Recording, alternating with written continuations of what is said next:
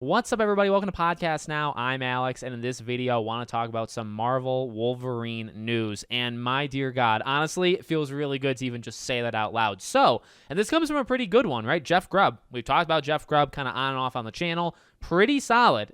Like anybody, he's gotten things wrong, but also he's got, I would say, quite easily a very good track record, right? Gets way more things right than wrong, and he leaves himself a little wiggle room, always, right? But specifically for this, there's a little wiggle room here. So let's go over some of the things he said, and we'll talk about it. One of which is the rating. So hard R is what they're going for. That's one of the concepts that I've heard. I think an M-rated Wolverine could work. I think an M-rated superhero game could work, and that is probably the right character.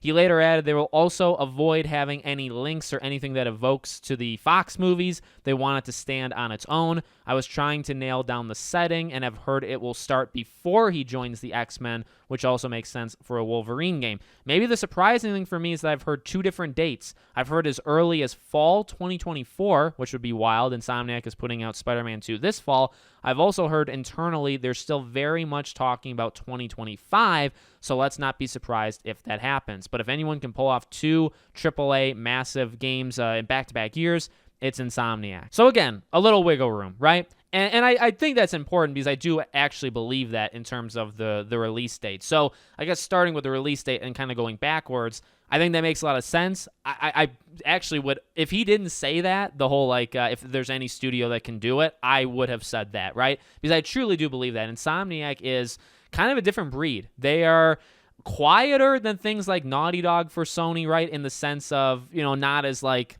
big, not as talked about, maybe. And maybe that's just like the circle I put myself in.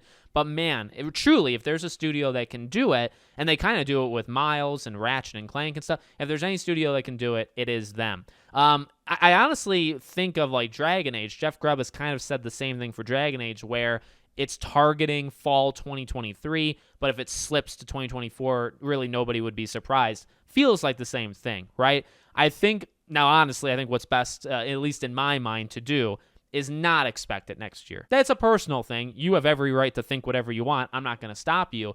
I personally will not go into next year unless things really start to pick up, right? Unless they outright say the game's coming out. If they say the game's coming out fall of 2024, well, okay, well now if it's delayed, that's their problem. That's not my problem anymore. But if we don't know anything or we know extremely little and we go into, January, a year from now, right? I'm not going to expect the game to come out at the end of the year. I would then expect it to be. Now, one thing you can kind of read from that though, right, is if they are trying for fall of 2024, that shouldn't mean that it's fall of 2025 then, right? If it's a debate between September, October, November, and then 2025, well, what does that mean? It probably means like Horizon time, right? February, March, April, somewhere in that range.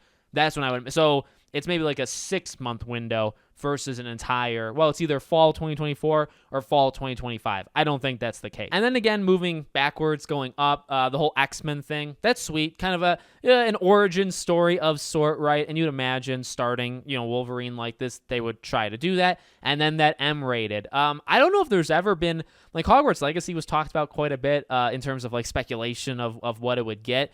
Besides Hogwarts, I feel like Wolverine has had like the biggest discourse, and I think it's for kind of good reason, right? Because it deserves an M rating. It probably, I don't know if you would say needs it, but it definitely should have it.